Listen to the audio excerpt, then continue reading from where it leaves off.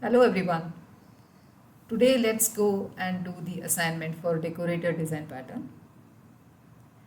You all must be knowing or you all can recall that decorator design pattern is for providing additional functionalities dynamically over to a core functionality. Core functionality should exist in the form of an object, and then whenever you require you can add the wrappers over the core functionality, which we call as additional functionality, and whenever not required you can even withdraw those.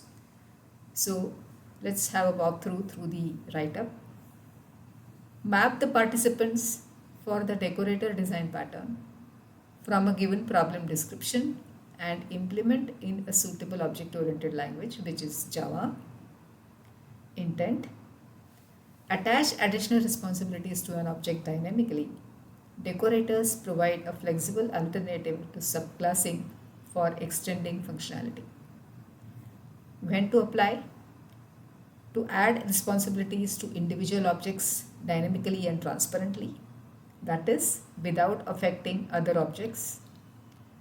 For responsibilities that can be withdrawn whenever not required. When extension by subclassing is not practical, it would produce an explosion of subclasses to support every combination you'll be applying decorator design pattern. So, what are the steps to apply? You have to first define an interface called as component, which is this. Then you have to define a concrete class, concrete component representing the core functionality. Then you have to define an interface decorator or an abstract class decorator. Then you will be defining concrete decorators, which will be multiple, equivalent to addition, each equivalent to additional functionality. Then you have to write a client which will use the decorator design pattern. So this is the class diagram. This is the component interface. You have two classes which implement that. One is the concrete component, which represents the core functionality. The other one is the abstract class, which represents the decorator. Then you have the operation, which is abstract operation, which can be overridden across various decorators which provide the additional functionality. Then the collaboration, more flexibility than the static inheritance which we have.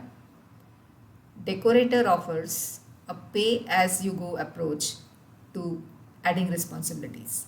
So this is the problem for batch I2. This is a problem from your T1 paper. Now you have to go through the problem carefully,